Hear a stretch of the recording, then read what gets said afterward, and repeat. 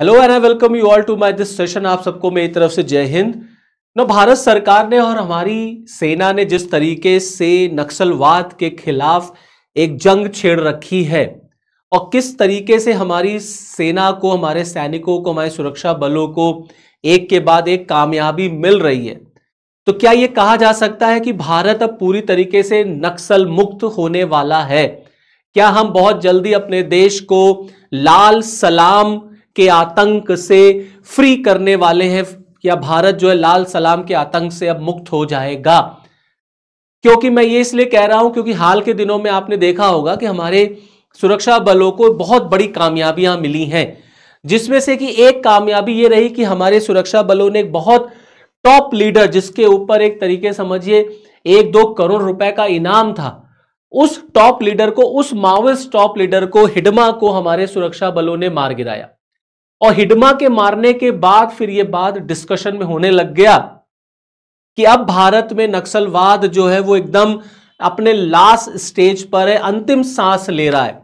और वो दिन दूर नहीं जब भारत इस लाल आतंक से मुक्त होगा, जब हमारे देश में ये नक्सलवाद, ये माओवाद जो है वो जड़ से खत्म हो जाएगा।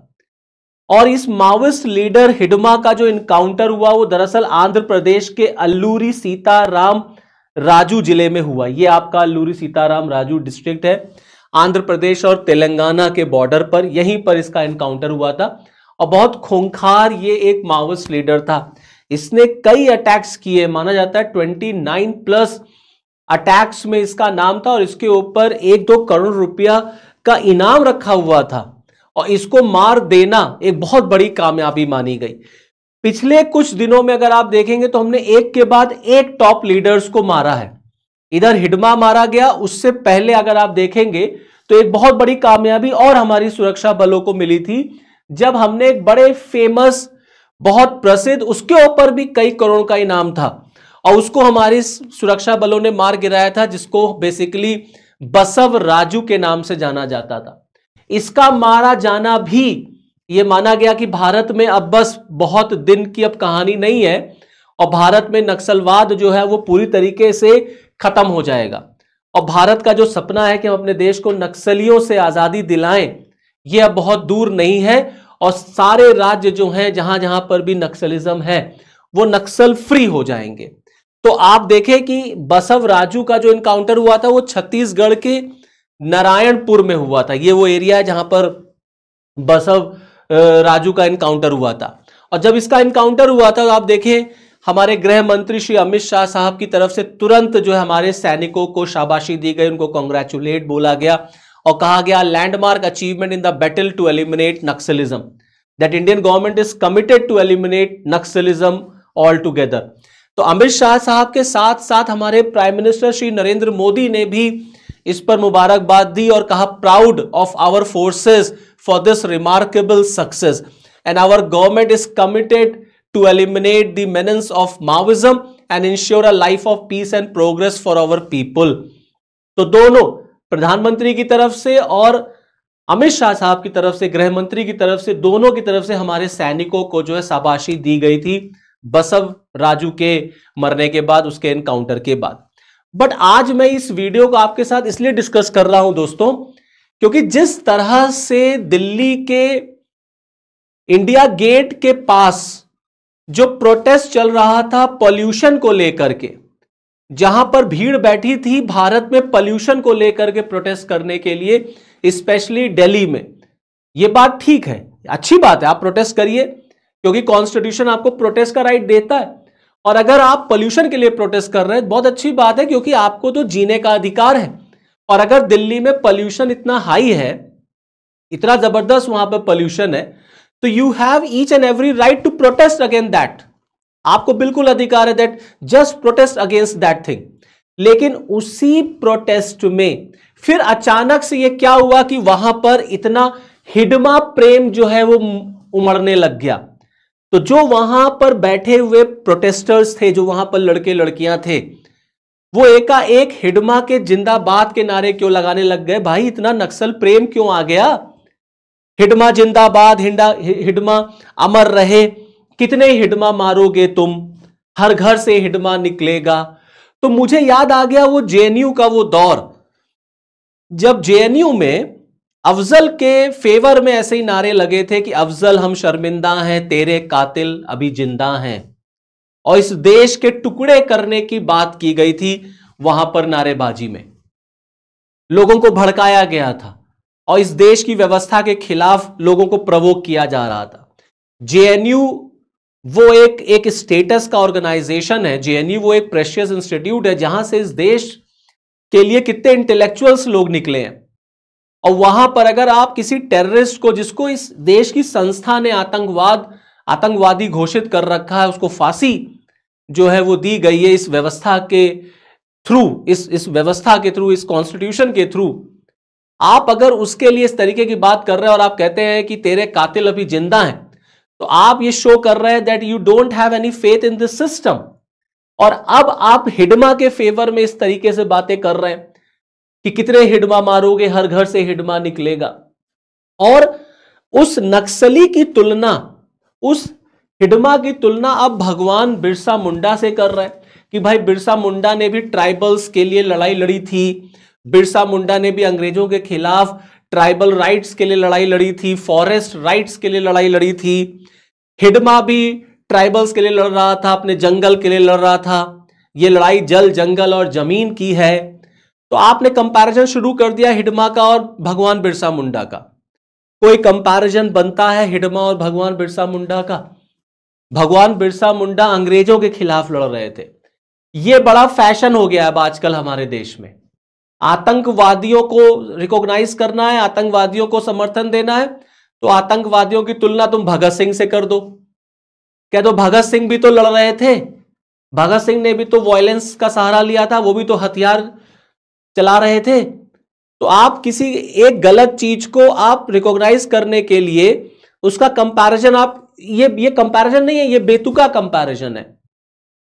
और जब आप बंदूक उठा लेते हैं तो आप किसी भी सही चीज को गलत ठहरा देते हैं। आपने अगर बंदूक उठा लिया तो आप अगर किसी सही चीज के लिए भी लड़ रहे हैं तो वो गलत हो गया। तो आप अगर हिडमा की तुलना भगवान बिरसा मुंडा से करते हैं तो ये अपने आप में दिखाता है कि आप किस तरीके से मानसिक रूप से दिवालिया हो चुके हैं। और उस इंडिया गेट पर जो पोल्यूशन को लेकर प्रोटेस्ट हो रहा था वो इस तरीके से वायलेंट हो गया कि वहां पर हिडमा के लेकर के नारेबाजी लगने लग गई। तो ये दिखाता है कि देश के अंदर एक माहौल जो है वो बनाने की कोशिश की जा रही है कि भारत सरकार नक्सलियों के खिलाफ जो एक्शन ले रही है, जो हमारे सैनिक जो हैं नक्सलियों के खिलाफ एक्शन ले रहे हैं, वो कहीं ना कहीं इनजस्टिस है। इतना प्रेम उन सैनिकों के लिए भी आना चाहिए जो सैनिक इस ऑपरेशन में या ऐसी कार्रवाई में शहीद हो जाते हैं। उनके परिवार के लिए भी ऐसा प्रेम आपको दिखाना चाहिए। तो ऐसे लोग, इनको अर्बन नक्सल्स कहा जाता है। ये अर्बन नक्सल्स हैं, शहर में रह करके नक्सलियों की बात बोलते हैं, रहते शहर में हैं और विचारधारा मिलाते हैं नक्सलियों से। तो आपके देश के अंदर ये नक्सलवाद बहुत पुराना है और इसको खत्म करने के लिए प्रेजेंट की जो गवर्नमेंट है वो कमिटेड है। अमित शाह साहब बहुत पहले ही कह चुके हैं कि 31 March 2026 is the last, it is the deadline. 31 March 2026 Maoism पूरी तरीके से इरेडिकेट हो जाएगा। We are going to eradicate Maoism completely by 31 March 2026, ये डेडलाइन है। और जो हिडमा मारा गया उसको मारने के लिए भी अंतिम तारीख एक तय कर दी गई थी 30 नवंबर। हमारे सुरक्षा बलों ने उसको डेडलाइन से पहले ही मार दिया। एक नक्सली मारा गया है जिसने इतने न जाने कितने लोगों को, न जाने कितने इनोसेंट्स को उसने मारा, कहां कहां उसने अटैक किया। उसके लिए ये प्रेम उमड़ रहा है सो कॉल्ड इंटेलेक्चुअल्स के मन में, जो दिल्ली में बैठे हुए हैं इंडिया गेट के पास। हमारे सैनिकों ने, हमारे सुरक्षा बलों ने भारत को नक्सलियों से आजादी दिलाने के लिए ऑपरेशन ब्लैक फॉरेस्ट की शुरुआत की है। इसी ब्लैक फॉरेस्ट के तहत हम पूरे उस बेल्ट को नक्सलियों से मुक्त कर देना चाहते हैं। आप देखिए दोस्तों, हमारे देश की जो लड़ाई है, हमारी प्रेजेंट गवर्नमेंट जो लड़ रही है, इंडियाज फाइट अगेंस्ट माओइज्म, मैं कुछ फैक्ट्स आपके सामने रखना चाहता हूं। हमने 270 नक्सलियों को न्यूट्रलाइज किया है, 680 अरेस्ट हुए हैं और लगभग 1000 से ज्यादा 1225 ने सरेंडर किया है। यह दिखाता है कि भारत किस तरीके से नक्सलियों को जो है वो एक तरीके से खत्म करने पर तुला हुआ है। हम पूरे नक्सलियों की हम कमर तोड़ देना चाहते हैं। आप देखिए वो एक दौर था, ये देखिए ये वो बेल्ट है जिसको आप नक्सली बेल्ट कहते हैं, जिसको आप लाल गलियारा कहते हैं, रेड कॉरिडोर, लाल सलाम। यहां पर भारत सरकार का प्रशासन, भारत सरकार खत्म हो जाती थी, यहां पर लाल सलाम का शासन चलता था। ये वो रेड कॉरिडोर है, पशुपति से लेके तिरुपति तक। कितने जिले जो हैं एक समय में हमारे देश में नक्सली डोमिनेटेड थे। आज के टाइम में आप देखेंगे तो आप देखिए कितने कम जिले बचे हैं। 2025 में, 2014 में अगर आप देखेंगे तो लगभग 180 प्लस डिस्ट्रिक्ट जो हैं वो नक्सलियों से मोस्ट अफेक्टेड थे, और आज 2025 में ये रिड्यूस होकर के 12 हो गए हैं। मोस्ट अफेक्टेड की मैं बात कर रहा हूं, ये देखिए 2025 में मोस्ट अफेक्टेड डिस्ट्रिक्ट जो नक्सली से हैं वो 12 हो गए। तो ये दिखाता है कि हम लगातार माओइस्ट के अगेंस्ट जो अपना ऑपरेशन है उसको रन कर रहे हैं, और भारत को हम माओइज्म से, नक्सलियों से फ्री करने के लेकर के जो कमिटमेंट हमने किया है उसे हमें करना है, जिससे उस पूरे क्षेत्र में हम पीस, प्रॉस्पेरिटी, डेवलपमेंट वगैरह ला सके, और जो वहां इनोसेंट्स रहते हैं, जो वहां भारतीय नागरिक रहते हैं, उनके जीवन में हम परिवर्तन ला सके। क्योंकि हथियारों के दम पर अगर आप अपनी बात को सामने रखेंगे, तो मैंने आपसे कहा कि जब आप हथियार उठा लेते हैं तो आप किसी सही चीज के लिए, अगर आपने हथियार उठाया है तो वो भी गलत हो जाता है। तो हथियार उठा करके आप सही चीज को सही साबित नहीं कर सकते। आपने बंदूक उठा ली तो आपने अपने सही स्टेप को भी, सही डिसीजन को भी गलत प्रूफ कर दिया। अब हमारे देश में ये नक्सलिज्म क्या है, ये नक्सलिज्म कहां से आया, ये चलिए इस पर भी थोड़ा सा डिस्कशन कर लेते हैं। भारत में जो नक्सलवाद है, जो नक्सलिज्म है, ये 60 के दशक में इसका ओरिजिन होता है, 60s के डिकेड्स में, और इसका ओरिजिन हुआ था वेस्ट बंगाल के, पश्चिम बंगाल के नक्सलबाड़ी जिले से। And that is how this whole movement derived its word Naxalism. यही नक्सलबाड़ी से इसका नाम पड़ गया नक्सलिज्म। इस नक्सलिज्म को हम लोग लेफ्ट विंग एक्सट्रीमिज्म भी कहते हैं, और जहां जहां इनका डोमिनेंस है वो रेड कॉरिडोर कहलाता है, लाल गलियारा कहलाता था, वो बताया मैंने आपको, पशुपति से लेके तिरुपति तक। अब नक्सलिज्म को माओइज्म भी कहा जाता है और इसको लेफ्ट विंग एक्सट्रीमिज्म भी कहते हैं। तो इसको माओइज्म क्यों कहते हैं, लेफ्ट विंग एक्सट्रीमिज्म क्यों कहते हैं? तो दरअसल नक्सलिज्म को लेफ्ट विंग एक्सट्रीमिज्म इसलिए कहते हैं क्योंकि नक्सलिज्म अपनी जो विचारधारा है वो समाजवाद से, सोशलिज्म से, कम्युनिज्म से, मार्क्सिज्म से डिराइव करता है। सोशलिज्म, कम्युनिज्म, मार्क्सिज्म मतलब क्लासलेस सोसाइटी बनाना, स्टेटलेस सोसाइटी बनाना, वर्ग विहीन समाज, समझ, इक्वल डिस्ट्रीब्यूशन ऑफ रिसोर्सेज होना चाहिए।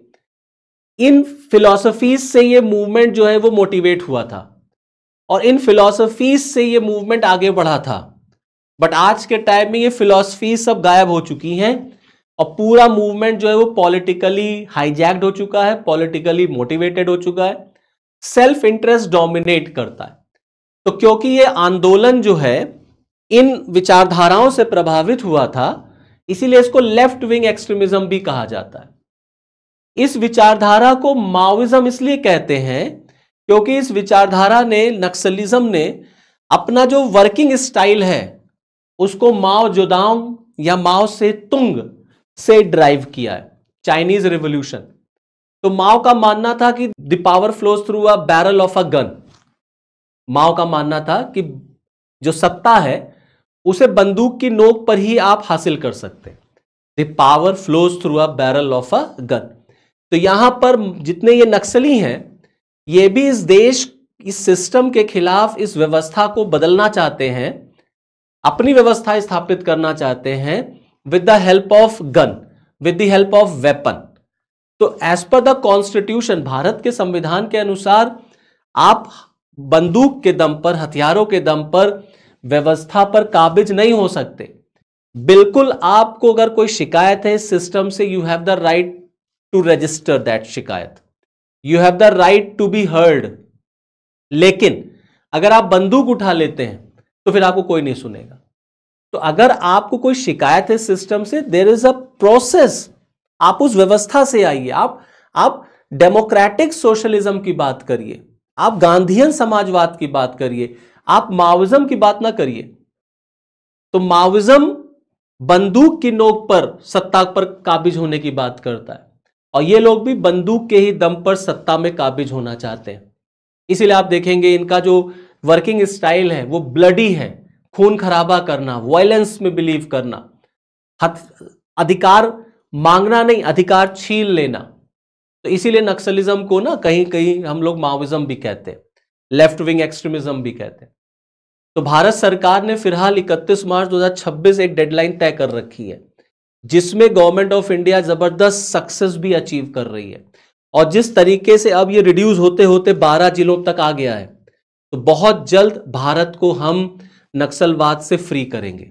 लेकिन जो इंडिया गेट पर नारे लगे हिडमा के फेवर में, ये भारत की सुरक्षा के लिए बहुत बड़ा खतरा है।